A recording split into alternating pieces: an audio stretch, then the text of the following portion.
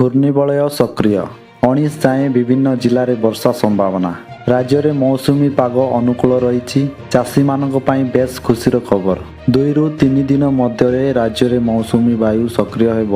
उत्तर पश्चिम बंगोपसागर और पार्श्ववर्ती अंचल में घूर्णिबलय सक्रिय रही। घूर्णिबलय सक्रिय फल 19 जाए विभिन्न जिले में वर्षा संभावना रही। आसंता काली 6 जिला को ऑरेंज वार्निंग और 12 जिला को येलो वार्निंग जारी करा जायछि। सुंदरगढ़, केन्दुझर, झारसुगुड़ा, बरगढ़, मयूरभंज और बालेश्वर को ऑरेंज वार्निंग दिया जायछि।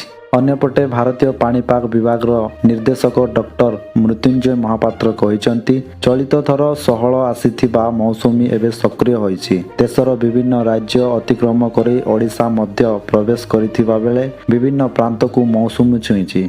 तेणु आगामी 2 दिन मध्य अग्रसर हेब मौसुमी वायु। एपरिकी वायुमंडल में एक घूर्णिवायु क्षेत्र सृष्टि होइथिबारु वर्षार परिमाण बढ़िबो। दक्षिण ओडिशा रे मौसुमी सक्रिय अछि। आगकू आहुरी प्रभाव देखिबाकू मिलिबो। लघुचाप क्षेत्र सृष्टि फल जार प्रभाव रे मौसुमी सक्रिय हेब।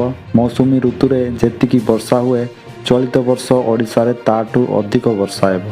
अर्थात स्वल्प वृष्टिपात नुहे स्वाभाविक टू अधिक वर्षा होई पारे, जहाँकि चाष और चाषी भाई मानक पई पूरा अनुकूल पाग रहिबो। फल चाष कार्य सठिक भावे करिबा पई आवश्यक वृष्टिपात विशेषकर जून रु सेप्टेम्बर पर्यंत लगी रहिबो।